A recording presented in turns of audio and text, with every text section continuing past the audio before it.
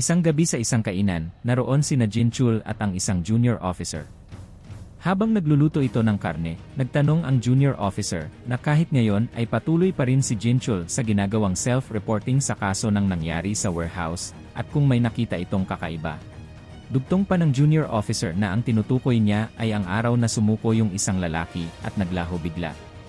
Nang maubos ni Jinchul ang soju, ay sumeryoso ang mukha nito at naalala niyang muli ang mga nangyari sa warehouse, ang paglitaw ng tatlong shadow monster, ang pagsigaw ng lalaki dahil sa labis na takot at ang halimaw na may anyong langgam. Wika niya na hindi niya sigurado kung anong nakita niya ng araw na yon. Sa kalagitnaan ng pag-uusap ay sumabat sa usapan ang kadadaan pa lang na lalaki nang marinig nito ang pinag-uusapan ni Jinchul. Nagtanong kung ang tinutukoy ba nitong halimaw ay may ulo ng langgam ngunit may katawan ng parang tao. Samantala, isang umaga sa track and field ay makikita ang pagtakbo ng running team. Habang tumatakbo ay sumisigaw ang mga ito ng kanilang goal at iyon ay manalo sa bawat kategori ng running sa buong bansa. Sabat ng isang runner na akala niya ay manalo lamang sa regional level. Ngunit wika ng captain na masyado mababa ang goal na iyon kung kaya't taasan nila ang goal at iyon ay manalo sa buong bansa. Makikita naman rito na hinal sa pagtakbo si Oh Young-gil. Nasa unahan niya si Jinwoo, tanong ni Jinwoo na bakit ito sumama sa kanya sa pagtakbo kung alam nitong mahihirapan siya. Dito ay gumamit ng mana si Jinwoo at inactivate ang bilis ni Oh Young-gil. Wika ni Young-gil na tila umiinit ang kanyang katawan, at bigla ay tumakbo ito ng mabilis at inunahan ang iba pang runners. Di naman dito makapaniwala ang ibang runners, kaya't hinamon ng captain ang ibang runners na kung nagawa ng baguhan na maunahan sila ay walang dahilan para mag-inarte sa pagtakbo ang mga ito. Samantala sa bintana ng teacher's office, ay nakatanaw ulit si Park Gi-sul at di maipinta ang mukha nito sa kanyang nakikita. Inalala niya ang nangyari noong nakaraang gabi sa isang kainan sa syudad. Dito ay pinakita muli ang eksena. Ang lasing na si Park Gi-sul, sumabat ito sa usapan ni Jinchul, paglilinaw nito kung ang halimaw na tinutukoy ay may ulo ng langgam at katawan ng kagaya sa tao. Nang marinig ito ni Jinchul ay napatayo ito at pinatigil sa paglalakad si Park Gi-sul. Ngunit agad din itong binawi ng guro dahil lasing raw siya at wag siyang alalahanin. Lumipat muli ang eksena sa paaralan. Napansin dito ni Jinwoo ang hayagang pag-obserba sa kanya ng guro. Lumabas naman si Belyon, at wika nito na kung sakali mas mabuti kung buburahin sa guro ang mga alaala nito gayon din ang kakayahan nito. Tugon ni Jinwoo na sa ngayon ay mag-observe pa sila ng kaunti. Sa gate ng paaralan ay naroon si Jinchul. Sa isip nito ang nangyaring pagsuko ng mga kriminal dahil sa nakitang halimaw, ang estudyante, ang halimaw na tanging isang guro lamang ang nakakakita. Sa tingin dito ni Jinchul ay may missing link sa lahat ng ito. Bilang sa kaisipan ng isang investigator ay maari siyang magmukhang siraulo dahil sa pagtatanong tungkol sa mga shadow monster na merong ulo ng langgam at humanoid na katawan, lalo kung itatanong ito sa isang estudyante. Sa paanan ni Jinchul ay may biglang dumaang anino, na bigla siya nang mapansin ito, at wika niya na merong nangyayaring kakaiba. Nang sundan niya ng tingin ay nagtago ang anino sa likod ng malaking puno sa di kalayuan. Samantala, sa loob ng classroom ay makikitang nilalaro ni Jinwoo, hawak ang ballpen, at sa isip nito ay kung nakita ba ni Jinchul ang bantay na kanyang itinalaga sa labas ng school. Dito ay pumunta sa classroom si Jinchul, nagpakilala ito at kinausap ang guro kung maaari niyang makausap si Jinwoo kahit sandali. Mula sa kinaupuan ni Jinwoo, sa isip nito ay expect niya ang pagdating nito, ngunit dapat ay wala na itong alaala ng nakaraan, pero maaring ang kanyang matalas na paningin ay nananatili pa rin. Humingi ng paumanhin si Jinchul dahil sa abala. Ngunit ayos lang ito, wika ni Jinwoo. Dugtong pa ni Jinwoo na maaring pag sinabi niya ang bagay na yon ay baka magduda ito ng kakaiba. Naiilang man si Jinchul, ay aminado siya na hindi siya makatitig ng diretsyo dahil mukhang may kakaiba kay Jinwoo. Ngunit bilang investigator ay kailangan niyang alamin ang bagay na yon, kaya't may kinuha ito sa bulsa ng pantalon niya at nagtanong kung may alam ba si Jinwoo sa mga shadow o di kaya ay sa mga langgam na halimaw. Dito ay pinakita ni Jinchul kay Jinwoo ang isang ginuhit na larawan ng langgam na halimaw. Hinawakan ni Jinwoo ang drawing na iniabot sa kanya ni Jinchul, at oo ang tugon ni Jinwoo. Tanong naman ni Jinchul na may halong pag-uusisa na kung ano ang nalalaman ni Jinwoo sa Shadow Monsters, at kung sino ba talaga si Jinwoo. Nang mapagtanto ni Jinchul na nabigla niya si Jinwoo sa pagtatanong, ay humingi ito ng paumanhin, wika niya na excite siya ng kaunti. Mahinahong tanong nito kay Jinwoo kung may alam siya sa larawang kanyang nakita. Sumagot ulit rito si Jinwoo ng pabiro. Sabay angat ng larawan, wika niya na ito ay makikita sa special effect drama na pinapanood ng mga bata. At dito ay inis niyang kinuha ang larawan, wika nito na nakausap na nito ang guro ni Jinwoo kung kaya't wala itong dapat alalahanin sa pagbalik sa classroom. Ngunit, isang pilyong ngiti ang tinugon ni Jinwoo, wika niya na bilang alaala sa pagpunta nito, ay kung maaari ba niyang hingin ang larawan ng sinasabi niyang halimaw. Dito ay nagpakita sa subconscious realm si Beru, wika nito na wag nitong aksayahin ang titig sa mukhang krudo at tila tinamad sa pagguhit na drawing. Dito ay inabot ni Jinchul ang larawan at nagpasalamat si Jinwoo bilang tugon. Makikita na nag-uusat si Belyon at Jinwoo, wika ni Belyon na kung bakit hindi sinabi ni Jinwoo ang katotohanan. Sagot ni Jinwoo na ang pagkalimot ay biyaya ng Diyos sa mga tao, kahit na artipisyal na resulta lamang ito na likha ng Cup of Reincarnation, na isang tool ng Diyos. Sa loob ng classroom, ay makikita na nag-uusap-usap ang mga estudyante. Inusisa ng tatlong babae si Jinwoo, patungkol sa pagbisita ng isang investigator, at ang pakay nito kay Jinwoo. Naiilang na sagot naman ni Jinwoo na kilala niya ito, at may tinanong lamang ng personal. Wika pa ng isa, na nakita niya si Jinwoo kasamang tumakbo sa track ang running team noong nakaraang araw. May kamay na humawi sa balikat ng isa sa mga babae. Hinampas nito ang mesa ni Jinwoo at wika nito na mukhang popular si Jinwoo at kahit pulis ay pumunta para makita siya. Nilagay nito ang isang daliri sa noo ni Jinwoo. Wika nito na kung maituturing bang bullying ang ginagawa niyang ito ngayon at magsusumbong sa investigator. Kaya't itigil ni Jinwoo ang kakamuso habang mabait pa raw siya. Isang sakal naman ang nagpatigil rito, dumating pala dito ang mga ka-running team ni Jinwoo. Tanong ni Choi Tae-wong sa mga bully, habang nasasakal ang mga estudyante, kung meron ba itong pakay sa kanilang ka-track and field ace. Tumayo naman si Jinwoo at tinanong ang mga ito kung ano ang ginagawa ng mga ito ngayon. Pabiro namang wika ni Choi Tae-wong na naparito siya para pigilan ang kanilang ace na si Jinwoo sa paggulpi sa apat niyang mga hangal na kaklase. Tugon naman ni Jinwoo na wag itong magbibiro. Dito ay hindi pa rin binitawan ni Choi Tae-wong at Gusik ang apat na estudyante sa pagkakasakal. Tanong ni Jinwoo na kung saan dadalhin ng mga ito ang mga bully na kaklase, tumawa lang si Choi Tae-wong at titingnan niya kung ano ang maari. Kinahapunan, oras na ng pag-uwi, sabay-sabay na naglalakad palabas ng paaralan ang track and field team, kasama si Jinwoo at si Yonggil. Wika ni Choi Tae-wong na kung gusto ba nila Jinwoo na takutin nila ang mga bully na iyon. Tugon ni Jinwoo, wag na, ayos lang yon dahil hindi naman makakasagabal ang mga ito sa tournament. Biglang may tumawag kay Jinwoo. Dito ay nakita niya si Jinchul sa may tabi ng gate, wika nito na kung maari nilang ipagpatuloy ang kanilang pinag-usapan kanina. Pumayag naman si Jinwoo at pinauna na sina Choi Tae-wong. Tugon naman ni Tae-wong na wag lang itong magtatagal at pabiro nitong sabi na hostage nila si Yonggil hanggang sa dumating sa welcome party si Jinwoo.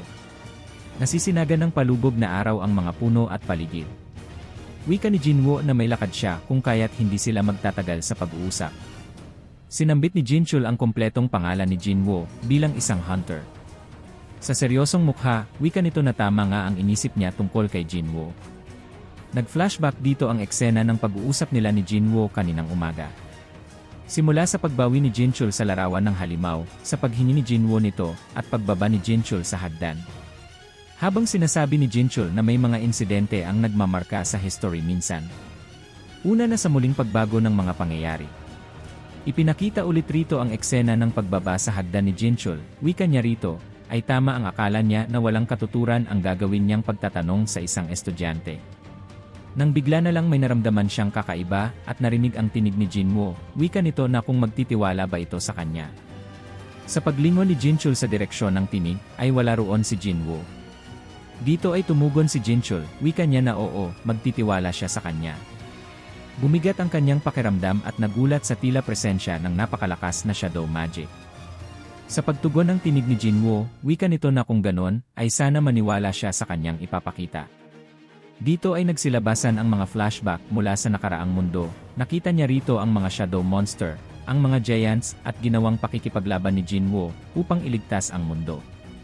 dahilan para maguluhan at di makapaniwala si Jinchul sa kanyang mga nakikita. At muling inalala ang pangalan ni Jinwoo na sa pagkakaalam niya ay ang estudyante na kausap niya kanina at ang Hunter Sung Jinwoo na nakita niya sa flashback ay isa. Wika ni Jinchul na ang mga alaala na kanyang nakita ay konektado sa past, present and future. Ipinakita rito ang kanyang nakaraang buhay na dati siyang A-rank hunter. Ang mga alaala ng dating mundo sa mata at alaala ni Hunter Jinwoo. Ipinakita rin rito ang kwento ng mga gates, mga halimaw, mga hunters, rulers, at monarchs. Ang lahat ng ito ay muling nakita ni Jinchul. Sa nanginginig na boses ay di siya makapaniwala. Wika pa nito na paano ito nangyari. Isang eksena ang nanatili sa kanyang isipan ang nag-flashback kung saan makikitang nag-uusap sila ni Jinwoo. Tanong ni Jinchul kung plano nitong labanan ni Jinwoo ng mag-isa. Oo naman ang sagot ni Jinwoo. Sa maamo, ngunit may tapang na tingin ni Jinwoo kay Jinchul na ang memory ng mga higher being ay hindi maapektuhan ng flow of time. Dito ay bumalik ulit ang eksena sa kasalukuyan sa pag-uusap nila Jinchul at Jinwoo. Habang naglalakad ang dalawa, tanong ni Jinchul kung gaano nakatagal na nilalabanan ni Jinwoo ang mga nilalang na iyon sa Dimensional Rift. Dugtong pa nito na base sa records, si Hunter Sung Jinwoo ay nawala sa loob ng 2 years. Mahinahong tugon ni Jinwoo na 27 years, nagulat rito si Jinchul sa sinabi ni Jinwoo. Tugon nito na kung may pinagsisisihan ba ito. Sagot ni Jinwoo na wala, at kahit paulit-ulit siyang bigyan ng pagkakataon ay yun at yun pa rin ang kanyang gagawin. Tugon muli ni Jinchul na mukhang naaaliw si Jinwoo sa buhay niya ngayon. Wika ni Jinwoo na satisfied siya ngayon dahil kailangan niyang baguhin ang kanyang katawan, dahilan para di siya tumanda. Dito ay nakita ni Jinchul ang nag-umapaw na shadow power at aura kay Jinwoo. Wika ni Jinchul na ang eternal youth at mortality, lahat ng ito ay nakuha niya at tila isa na siyang Diyos dahil sa taglay na kapangyarihan. Ngunit ito ang pinili niya, ang maging ordinaryong tao, habang taglay ang kapangyarihang ito. Tanong muli ni Jinchul na kung naisip na ba nito ang gagawin sa hinaharap. Tugon ni Jinwoo na sa ngayon ay hindi pa siya umaabot na isipin ang bagay na yon. Kaya't inalok siya ni Jinchul na sumali sa kanyang panig. Tanong ni Jinwoo na kung ang pagsali sa National Police ang ibig sabihin nito. Sagot ni Jinchul na recently lang ay may mga kriminal na sumuko sa kanilang opisina at umiiyak sa kanilang mga reklamo na ang mga shadow monster ay hindi sila hahayaang mabuhay. Tugon ni Jinwoo na kung magiging police officer siya ay maaring wala nang gawin ang ibang police officers. Samantala, lumipat ang eksena sa isang disyerto ng United States, huling araw ng Abril. Nang may lumitaw na isang kakaibang pangyayari. Makikita rito ang isang traveler na may kinakausap sa cellphone. Wika nito na kasalukuyang niyang tinatawid ang isang disyerto. Kausap pala nito ang emergency call center agent. Dugtong na tanong ng call center agent na kung ano ang problema. Sagot ng traveler na hindi siya tumawag dahil may naging problema siya, ngunit tumawag siya dahil ire-report niya ang kanyang nakita. Wika ng agent kung urgent ba ito at kailangan magpadala ng emergency personnel sa location niya.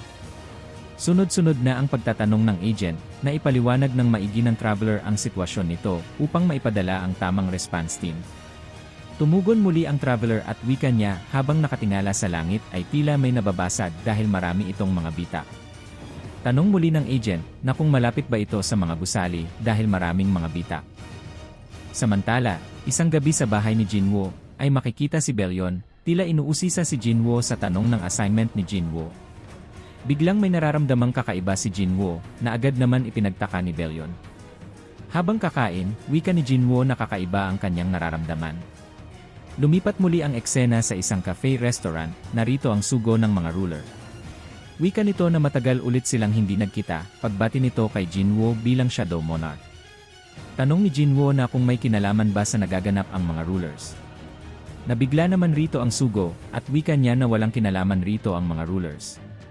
Maaring alam na rin ni Jinwoo ang sagot at ito ay dahil sa method of crossing dimension. Tugon ni Jinwoo na kung may alam ba ang sugo sa mga bagay na paparating at kung may hula ito kung sino-sino ang mga ito. Tugon ng sugo na sila ay tinatawag na outsider. Matagal ng panahon nang makarating sila sa mundo ng mga rulers.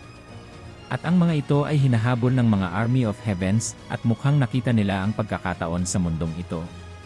Tanong ni Jinwoo na bakit pumunta ng mga ito rito.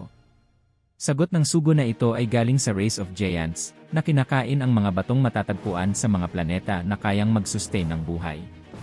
Sa ibang mundo, kilala ang mga ito bilang Titans. At ang rason ng pagpunta ng mga ito sa Earth ay obvious. Tugon ni Jinwoo na kung ganon ay hindi nila ito mga kaibigan, sabay higop ng kape, sagot ng sugo na tama ang sinabi ni Jinwoo. Lumipat na muli ang eksena sa Western United States Desert Area. Makikita dito na nakapwesto na ang mga units ng US Army. Naglagay na sila ng mga babala sa lugar at nagpadala ng mga expert. Ngunit wala silang makuhang mga sagot sa nangyayari. Wika ng isa sa mga expert ay marami na siyang nakitang kakaibang weather phenomenon sa buong mundo sa loob ng 30 years. At ang nangyayaring ito ay first time niyang nakita. Wika ng commander na wag itong mag-alala dahil kung merong lalabas mula sa bitak ay sila na ang bahala. Walang ano-ano'y umangat mula sa lupa ang mga sasakyan ng US Army at mga tauhan nito. Sa tuktok ng desyertong bato ay naroon si Jinwoo, ginamit niya ang shadow magic at pinalipad sa ere ang mga weapon ng US Army. Wika niya na ang mga weapon na yon ay hindi tatalab laban sa mga halimaw. Sa aura at taglay na kapangyarihan ni Jinwoo, wika niya na kumpleto na ang stage ng paglalaban. Makikita na nakatayo si Jinwoo sa tuktok ng desyertong bato, tinitignan niya ang kalangitang puno ng bitak. Wika niya na nararamdaman niya ang matinding pagnanais ng mga kalaban na gustong lamunin ang lupain ito. Nararamdaman niya ang paghina nito, senyales na malapit na ang mga yon. Mula sa kinatatayuan ni Jinwoo ay naglabas siya ng 6 na Shadow Sword. Ang mga espadang may nag-umapaw na kapangyarihan ng Shadows. Dito ay inabot ni Jinwoo ang isa sa mga espada. Wika ni Jinwoo na pag dumating ito, ang makakaharap ng mga ito ay isang monarch at isa ring hunter.